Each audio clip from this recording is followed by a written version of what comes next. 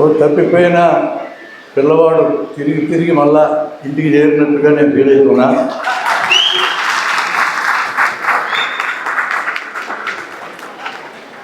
ఈ అవకాశం నాకు కల్పించిన తక్షణ కారణాలు బాలసుబ్రహ్మణ్యం గారు, జయానంద్ గారు,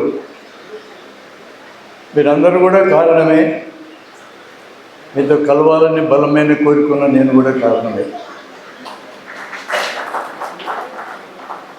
ఒక వ్యక్తికి సమస్య ఎదురైతే దాన్ని తనే పరిష్కరించుకోవడానికి ప్రయత్నం చేస్తాడు.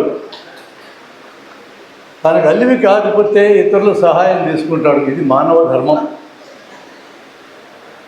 మిత్రులారా, నేను ఇక్కడ ఏదో మీకు ఉపదేశాలు ఇవ్వడానికి వచ్చానని భావించకండి. 1970 నుంచి వివిధ సామాజిక ఉద్యమాల్లో, రాజకీయ ఉద్యమాల్లో, సైన్స్ ఉద్యమాల్లో ఉపదేశాలు ఇచ్చా. అంత సులభంగా జనం వినరు అని తేలిన తర్వాత ఉపదేశాలు ఇవ్వడం మానేశా. నా అభిప్రాయాలు మీతో పంచుకుంటా. కరెక్ట్ అనిపిస్తే స్వీకరించండి, లేదంటే చర్చిద్దాం, ఇద్దరం నేర్చుకుందాం. ఇది నా స్టాండ్. ఇప్పుడు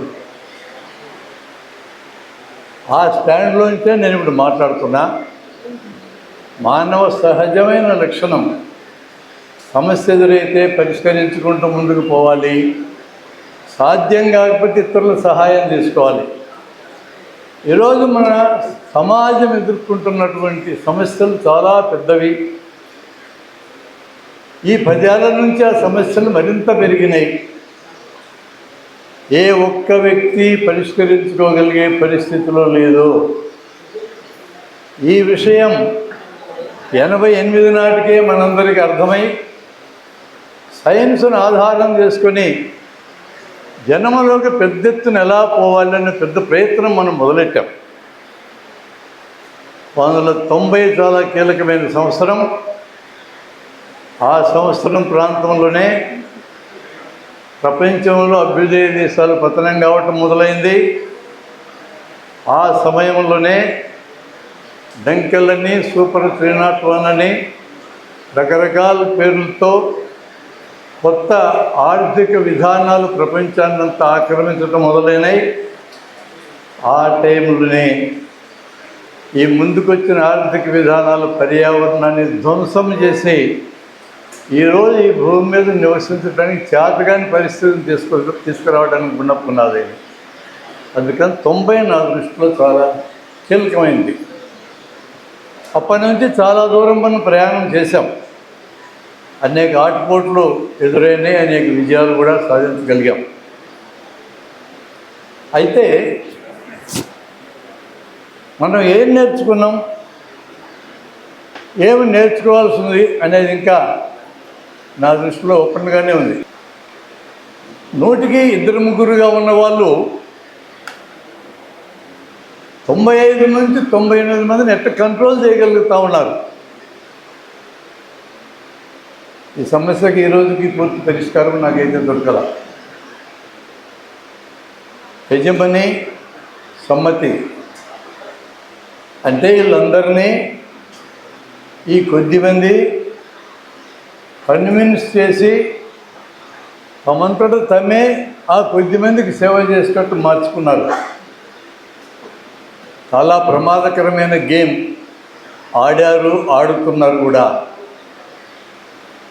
ఈరోజుకి కూడా అభివృద్ధి అని అంటే మోడీ 5 ట్రిలియన్ అభివృద్ధి అంటాడైనా, సంపద సృష్టించేది అదానీలు, అంబానీలు అంటాడైనా. సంపద సృష్టించేది అదానీలు, అంబానీలు కాదు, ఈ 100కి 98 మంది. ఈ విషయం కన్వీనియంట్గా దాచిపెడతారు వాళ్ళు. కానీ మనల్నే నమ్మిస్తున్నారు మనం వాళ్ళకి సేవ చేయాలా అని. ఈ రకమైన పరిస్థితుల్లో ఈరోజు మనం నెట్టబడ్డాం. చాలా పెద్ద ఎత్తున అభ్యుదయ ఉద్యమాలు ఉన్న కాలంలోంచి మనందరం వచ్చాం. ఈరోజు అభ్యుదయ ఉద్యమాలు వెనకబట్టినాయి. 1975 ప్రాంతంలో నేను నెల్లూరులో ఉన్నప్పుడు హేతువాద ఉద్యమాలు కూడా బలంగా ఉన్నాయి. వామపక్ష ఉద్యమాల మీద కూడా ప్రభావం పడింది.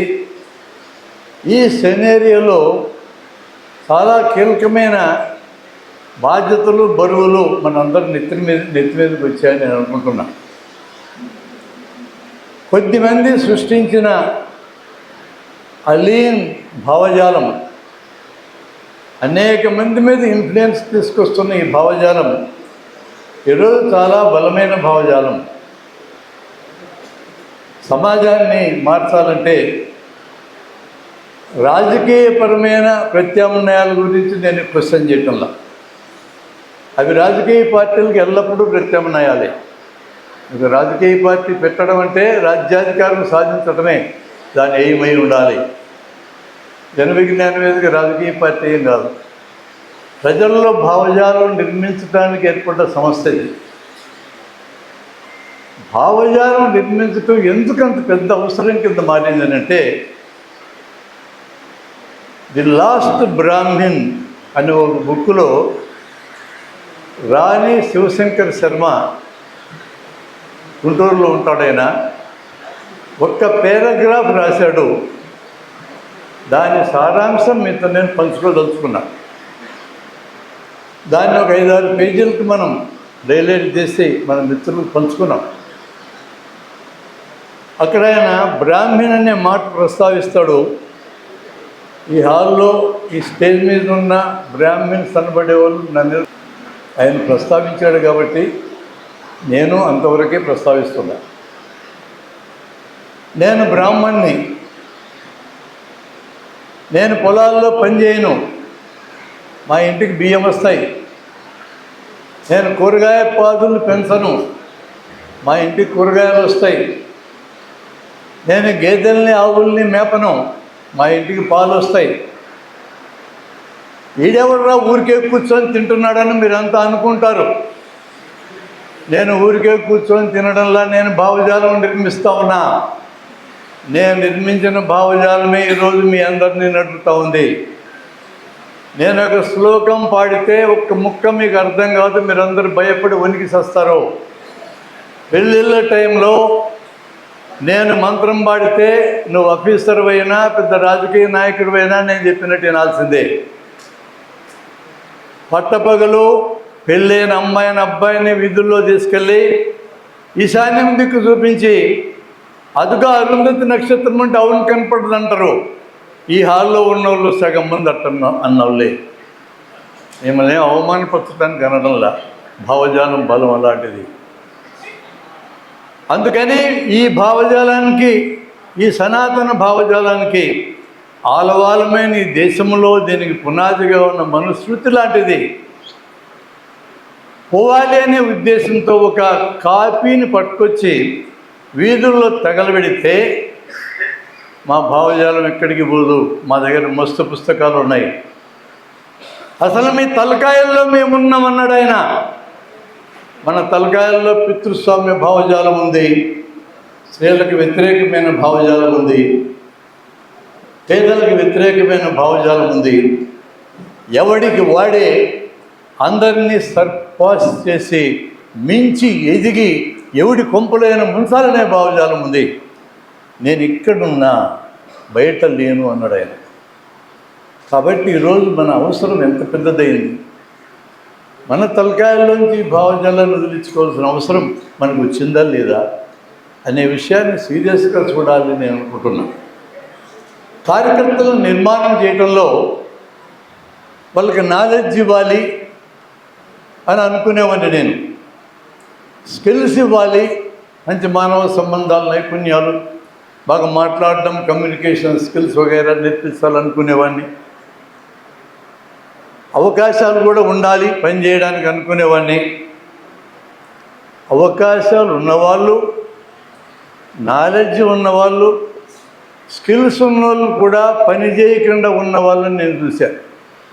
దీనికి మూల కారణం ఏంటని ఎతికితే నాకు కనపడ్డది, పని చేయాలి ప్రజల కోసమని కసి లేని వాడికి, ఆ కసి బలంగా లేని వాడికి నాలెడ్జ్ ఇచ్చిన దండగే, స్కిల్ ఇచ్చిన దండగే, అవకాశం ఇచ్చిన దండగే. ఆ కసి ఉన్నవాడు నాలెడ్జ్ సంపాదించుకుంటాడు, స్కిల్ సంపాదించుకుంటాడు, అవకాశం క్రియేట్ చేసుకుంటాడు.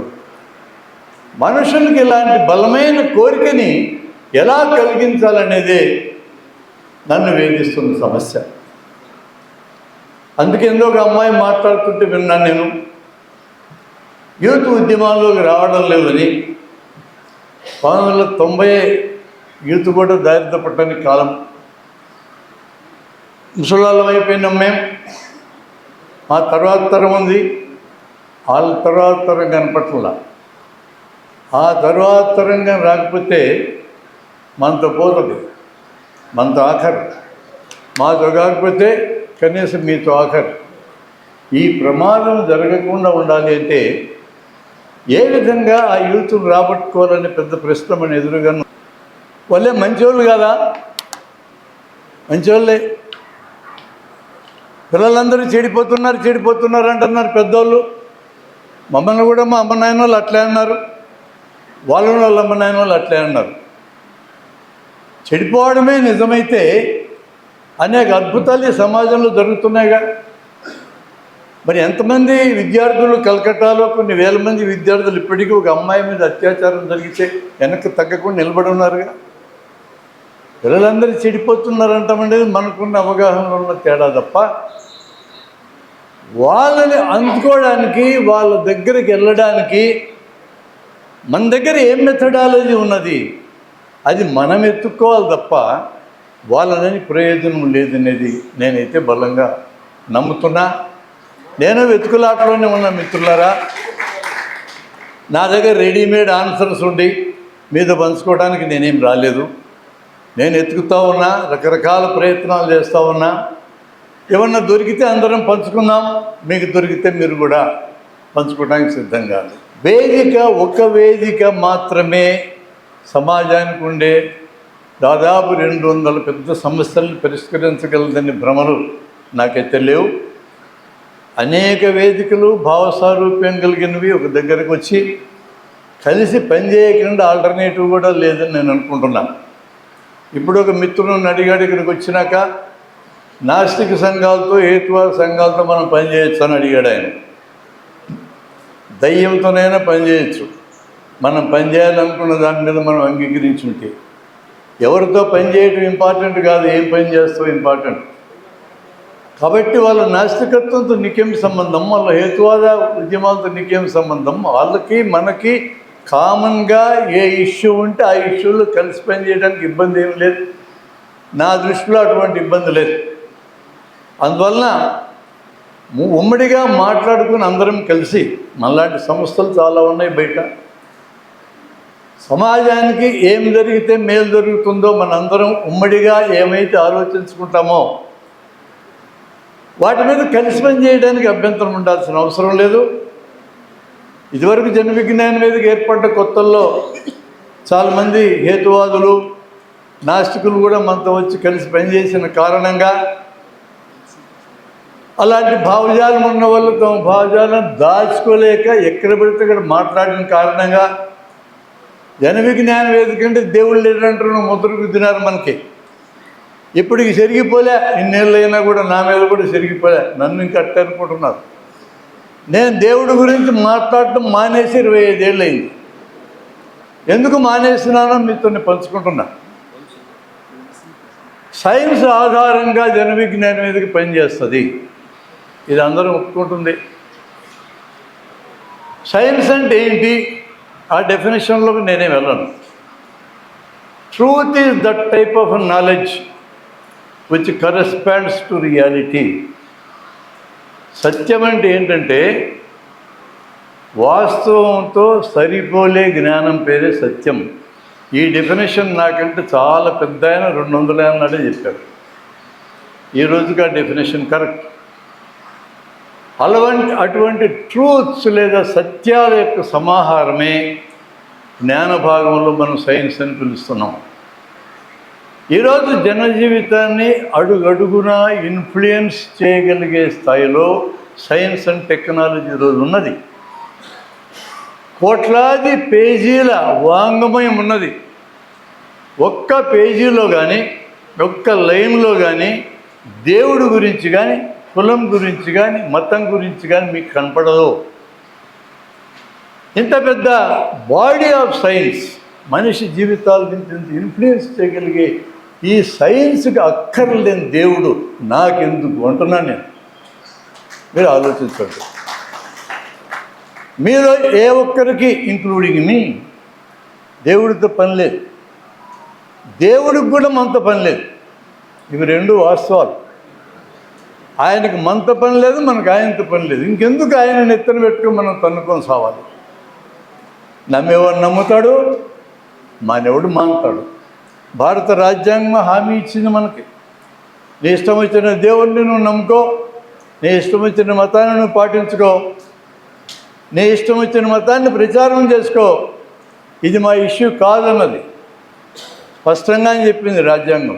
అదే సమయంలో ఇంకో విషయం కూడా మన రాజ్యాంగం మనకి చెప్పింది ఏంటంటే, నువ్వు బయలుదేరాల్సింది నీ స్వేచ్ఛ స్వతంత్రం దగ్గర, నువ్వు చేరవలసింది 51 ఆర్టికల్ హెచ్ దగ్గరికి. జిజ్ఞాస, ప్రశ్నించే తత్వం, శాస్త్రీయ దృష్టి, నిరూపణకు నిలబడుతుందో లేదో చూసుకోవడం, సంస్కరణ అభిలాష, నిన్నటికంటే ఈరోజు కంటే రేపటికి మనల్ని మనం సరిదిద్దుకోవడం, మానవతా దృష్టి, మనందరం మానవులు అనే దృష్టి ఉండడం, వీటిని పెంచుకోవడం ప్రతి ఒక్కరి విధి అని మన రాజ్యాంగం చెప్పింది. బయలుదేరాల్సిందేమో నీ స్వేచ్ఛ, నీ స్వతంత్రం పరిమితులతో కూడినటువంటిదైనా అక్కడి నుంచి బయలుదేరండి, చేరాల్సింది ఇక్కడికి అన్నది రాజ్యాంగం. కరెక్ట్గా చెప్పింది. ఈరోజు బహుళత్వం ఈ దేశంలో చాలా ముఖ్యమైనది. ఈ రాజ్యాంగం హామీ ఇచ్చింది బహుళత్వానికి. నేను 2 మాటల్లో మానవ జాతి చరిత్ర అంతా చెప్తా. ఎప్పుడో 3 లక్షల ఏళ్ల నాడు ఆఫ్రికాలోని మొరాకోలో బయలుదేరినటువంటి మన జాతి హోమోసెపియాన్స్. హోమోస్ అంటే మానవులు, సెపియాన్స్ అంటే తెలివిగల్లోలు అని అర్థం. మనకంటే ముందుండి హోమో నియాండర్తల్స్ అని, డెనిసోనియన్స్ అని, ఎరెక్టస్ని లేపేసినాం. వాళ్ళంతటి వాళ్ళు పోయారో మనం లేపామో తెలియదు. ఈరోజు ప్రపంచంలో 800 కోట్ల మంది హోమోసెపియన్స్మే. అక్కడ బయలుదేరిన వాళ్ళు ఆఫ్రికా అంతా ఆక్రమించుకున్న తర్వాత దాదాపు 2000 మంది ఎర్ర సముద్రం దాటి అరేబియాలోకి వచ్చారు. ఒక వలస సముద్రం వెంటనే తిరుక్కుంటూ దక్షిణ భారతదేశానికి వచ్చింది. వాళ్ళ వారసులు అండమాన్లో కొద్దిమంది మిగిలారు. మరొక వలస హరప్పన్ నాగరికతను నిర్మించింది. ఇంకొక వలస మధ్యాసియాకి వెళ్ళిపోయి సైబీరియా నుంచి కత్తులు, రథాలు, గుర్రాలని సంపాదించుకొని మరలా తిరిగి ఇరాన్ మీదుగా ఇండియాకు వచ్చింది వాళ్ళ ఆర్యులు. మరొక వలస సైబీరియా మీదుగా తిరిగి ఈశాన్య భారతంలోకి వచ్చింది. 4 ప్రధానమైన వలసలు భారతదేశానికి వచ్చాయి. దానికి సాక్ష్యం ఎక్కడుందంటే, ఈశాన్య భారతంలోకి వచ్చిన వలసకు సంబంధించిన జీన్స్ వాళ్ళు ఈ హాల్లో లేరు, కానీ ఈ హాల్లో మొదటి వలసకి, ఆ తర్వాత హరప్పన్స్కి పుట్టిన ద్రవిడుల యొక్క వారసులు ఇక్కడ ఉన్నారు. ఈ హాల్లో ఇరాన్ నుంచి వచ్చిన ఆర్యులకు సంబంధించిన వాళ్ళ జీన్స్ ఉన్న వాళ్ళు ఉన్నారు.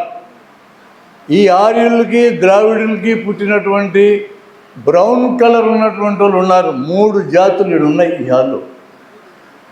అందరము సంకరంగాలమే. I am declaring. సంకరం అంటే బూతుమాట కాదు, సంకరం ప్రకృతి లక్షణం. అందరం సంకరగాలమే అయినప్పుడు, అది తప్పు కానప్పుడు ఆర్యులు ఇక్కడే పుట్టి ప్రపంచమంతా పోయినారని అబద్ధాలు మాట్లాడుతూ ఉన్నారు. ఈరోజు వచ్చిన జెనెటిక్ స్టడీస్, ఈ 20 ఏళ్ళ నుంచి వచ్చిన స్టడీస్ నిర్ద్వందంగా ఎటువంటి అనుమానానికి తావు లేకుండా ఆర్యులు బయట నుంచి వచ్చారని ప్రూవ్ అయింది. ఆర్యులు బయట నుంచి వచ్చారని ఒప్పుకుంటే సిగ్గుపడాల్సింది ఏముంది? అందరము వలసలు వచ్చిన వాళ్ళమే. లేదు, ఇక్కడి నుంచే ప్రపంచమంతా పోయిన మనం విశ్వగురువులమని గుద్దుకుంటే, జబ్బలు తరుచుకుంటే విశ్వగురువులం అవుతామా? విశ్వగురువులకు కావాల్సిన అర్హత సంపాదించుకుంటే అవుతామా? దాదాపు 1000-1500 ఏళ్ళు ఈ దేశంలో ఉన్న కుల వ్యవస్థ ప్రపంచానికి ఒకప్పుడు నాలెడ్జ్లో నాయకత్వం వహించిన మనల్ని వెనక్కి నెట్టేస్తే సిగ్గు లేకుండా చూస్తూ ఊరుకున్నామే. కుల వ్యవస్థ వలన ప్రతి కులాలకే చదువు రావడం, దాని గర్వంగా సనాతన ధర్మం అని మాట్లాడుకోవడం, ఏమి నేర్పిస్తుంది సనాతన ధర్మం మీకు? రాముడు దేవుడైతే కావచ్చు, నాకేం అభ్యంతరం, పూజించుకోండి. పెళ్ళాం మీద అనుమానం వస్తే నిప్పులో దూకిస్తానని రాముడు అంటే ఒప్పుకోవడానికి కుదరదు. నువ్వు నాకు నచ్చావు రామ అంటే ముక్కు చెవులు కోస్తానంటే ఒప్పుకోవడానికి వీల్లేదు. సూదులు చదువుకుంటానంటే మెడకాయ నరుకుతానంటే వీల్లేదు. నువ్వేమన్నా చెప్పుకో. ఈరోజు అవి మాట్లాడితే జైల్లో ఉండాలి, బయట తిరగడానికి లేదు. అందువల్ల వ్యక్తిగతమైన నీ మనసుకు పరిమితం చేసుకోవాల్సిన విషయాల్ని వీధుల్లోకి పట్టుకొచ్చి మాట్లాడే ఒక భావజాలం వికృతంగా రాజ్యమేంతున్న చోట్ల ఇవన్నిటినీ ఎడ్యుకేట్ చేయాల్సిన అవసరం మనకైతే తప్పదు. అందుకనే సరైన జ్ఞానాన్ని సంపాదించుకోవాలి, దాన్ని ప్రజల్లో పట్టుకెళ్ళి మెథడాలజీ మనం నేర్చుకోవాలి. మేము ఇదివరకు వాడిన పద్ధతులు చాలడం లేదు. యూత్ను పట్టుకోవాలంటే ఎలా ముందుకెళ్ళాలనేది ఒక సీరియస్ టాస్క్. అది చాలామంది యూత్ దగ్గరికి వెళ్తున్నాం, కాలేజీ విద్యార్థులు, హై స్కూల్ విద్యార్థుల దగ్గరికి. ఒక చిన్న విషయం నేను అబ్జర్వ్ చేసింది మీకు చెప్పి, ఛాలెంజ్ అని అంటే మాత్రం యూత్ తిరగబడతారు. నేను ఒకసారి పుల్లారెడ్డి కాలేజీకి వెళ్ళా, అందరూ గొడవ చేస్తున్నారు. అక్కడ ఉండే ప్రొఫెసర్లు చాలా బాధపడుతున్నారు, గెస్టుని పిలిస్తే గొడవ చేస్తున్నారు, మన మర్యాద ఏమవుతుందని.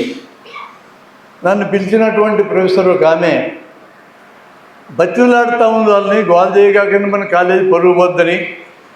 వాళ్ళకి పరువు ఒక లెక్క, ఏది లెక్క కాదు పిల్లలకి కాలంలో, వాళ్ళకి లెక్క కాదు. సరే నేను మైక్ తీసుకొని ఒక్క నిమిషం అని అరిచా. ఇటు అరవడం నాకు మొదటి నుంచి అలవాటే, అరిస్తే అని ఊరుకుంటారు. టక్కన ఆగారు.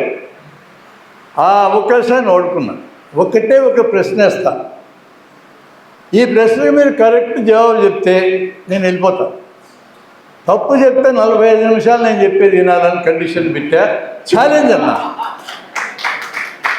వీడేవడరా ముసలిలా కొడుకు, తెల్ల జుట్టుడు వచ్చి మమ్మల్ని ఛాలెంజ్ అంటాడు. ఛాలెంజ్ అనే మాటకి ఈరోజు యూత్ రెస్పాండ్ అవుతుంది. ఛాలెంజ్కి రెస్పాండ్ అయ్యారు. మరలాడిగా ఛాలెంజ్ అయినా అని ఛాలెంజ్ అన్నారు. అందరూ నారాయణ శ్రీ చైతన్యంలోకి వచ్చిన వాళ్ళే. ఆ నారాయణ శ్రీ చైతన్య మన పిల్లల్ని చెడగొట్టలేకున్నారు. దయచేసి గమనించండి. నేను ప్రతి మెడికల్ కాలేజీలో ఈ ఫినామినా చూశాను. అందరూ నారాయణ శ్రీ చైతన్యే, కానీ వీళ్ళు చెడగొట్టలేకున్నారు. మన పిల్లలు చెడిపోలేదు అనే కాన్ఫిడెన్స్ నాకు ఉంది వాళ్ళ మీద. మెకానికల్ ఇంజనీరింగ్ వాళ్ళకి 4 రెండన్న వచ్చారు పైకి. చిన్న ప్రశ్న అడిగారు, మీరందరూ మెకానికల్ ఇంజనీరింగు, మీరు motion college, Pulla Reddy engineering college అంటే రైలు పట్టాల మీద రైలు బండి జారి కింద పడకుండా ఎలా పోతుంది చెప్పండి అని అడిగారు. పెద్ద ప్రశ్నలు అడగని పిల్లలను నేను. అలాంటి క్వశ్చన్స్ ఇప్పుడు కనీసం 100 నా కలెక్షన్లో పెట్టుకున్నా, ఇట్లాంటి సన్నాసుల కోసమే. ఒకడు గ్రావిటీ అన్నాడు, ఇంకోటి మ్యాగ్నెట్ అన్నాడు, ఇంకోటి ఫ్రిక్షన్ అన్నాడు. 3 తప్పే అన్నా, ఇక 4 మాట్లాడలే. మన ఛాలెంజ్ ఏందన్నా, వినాల్సి వచ్చినట్టు నేను చెప్పినట్టు విన్న తర్వాత మళ్ళీ అడుగుతా, అప్పటికి మీకు గుర్తొస్తే చెప్పండి అన్న. 45 నిమిషాలు వాళ్ళ విషయాలే మాట్లాడారు.